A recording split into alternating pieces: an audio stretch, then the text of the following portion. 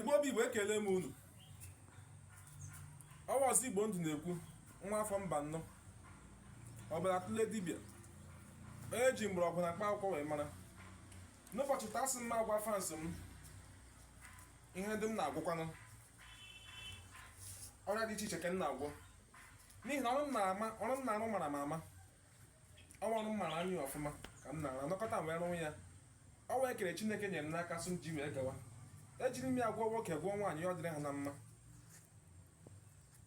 Ndị buru ibu na-akọ akụkọ agbụgba ama gbasara ihe ndị m na-arụ n'ọhịa. So m sị ka m bịa ebe ahụ n'ụbọchị taa wee gwa unu my fans ihe ndị m na-etriti, ihe ndị m na-agwọ. Ana m agwọ achaere ego na-enogodi ya dị ka 5 years 4 years. Aga m agwọ ya. Ọwa ọnụ ka m na-etu ihe m na-eme, ihe m mara anya ya. Ana m agba belt, nshi agba, elephantitis, poison ọbụla nke igwere, nshi ọbụla nke emere gị, bịakwute m, aga m agwọ gị ya, gị nwere onwe gị. N'ihi na ihe m wụwọzi Igbo ndụ, m ga na-azọ ndụ na-aga. M na-agwọ infections like syphilis, staphylococcus, urinary tract infection, gị na-anya mamịrị ọ na-afụ gị ịfụ. Ana m agwọ ya. Nwaanyị na-achọta nwa, nwaanyị bụ ya ọ tụrụ ime ya ọ pụọ, aga m enye gị ọgwụ ya, gị nwere onwe gị.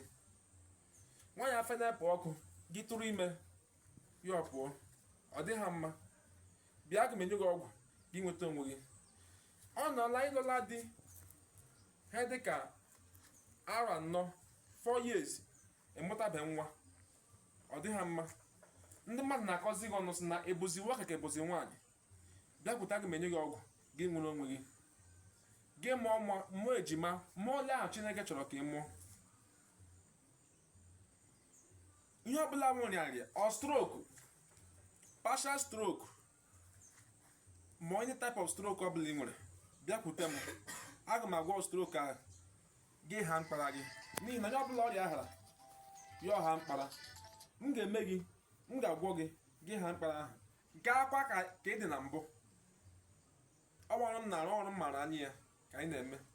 Ị na-enwe diabetes, n'ihi na diabetes onye ọrịa shuga ọ bụla ọtụtụ ndị dị iche iche. Asa diabetes onwe ha ngwọta, bịakwute m, a ga-enye gị ọgwụ diabetes ha ala.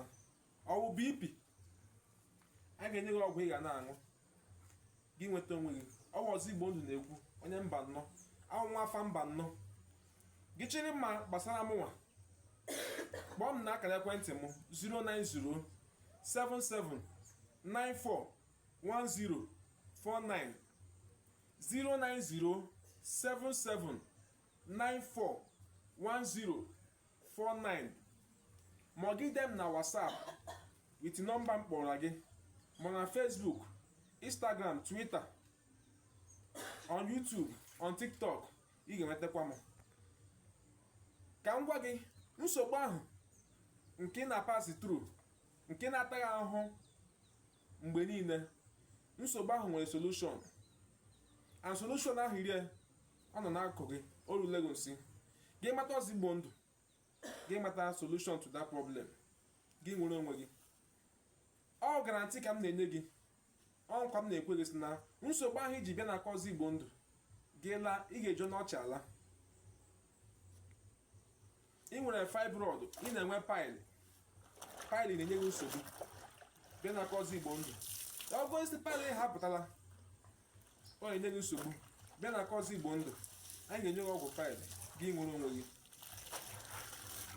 Gị nọrọ, ahụ na-akọkasị gị, ahụ na-ekpe gị ọkụ, ị na-eji ike, bịakwute ozi Igbo ndụ ka anyị nye gị ọgwụ ga-akwụsị ihe ahụ. Ọrịa dị iche iche nwere ọgwụgwụ ya. Ọrịa dị iche iche nwere mgbọrọgwụ na mkpa akwụkwọ ka anyị na-eji agwụ ya. Mkpa akwụkwọ ọgwụ ahụ, ma mgbọrọgwụ ma mkpa akwụkwọ ya,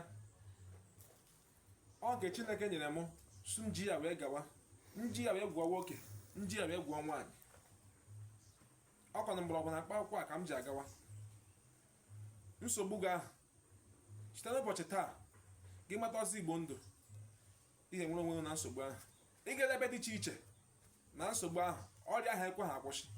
Gị bịa na akọzi Igbo ndụ, ị ga-aha mkpara, ị ga-enwere onwe gị. udo dịrị unu.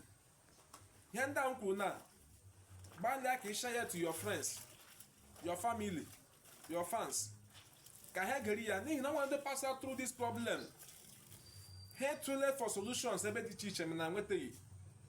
Naanị vidio ị ga-esendịrị onye ahụ ga-eme gị save your life, gị zụọ ndụ. Vidio ị na-esendị ga-eme gị zụọ ndụ. Mana ekpere m n'isi gị, gị nwa nwoke, gị nwa nwaanyị nke ga-ewere vidio ma forward ọrụ ya to their friends ka ha echebe nweta onwe ha. Ekpere m n'isi gị na ọ ga-adịrị gị na mma, n'ihi na onye ọbụla hụ ihe ọma ji nwanne ya, ihe ọma ga-erute ya aka. The more ị na-esendị, the more ị na-akọmentị na vidio m, the more ihe ọma ọbụla nke ị na-achọ ga-erute gị aka. Otu m shika ya ka ọwa otu si adị, a sị m ọ gajere unu na Eke, gajere unu na Orie, gajere unu na Afọ, gajere unu na Nkwọ. Udo dịrị unu, ya ọ gazie.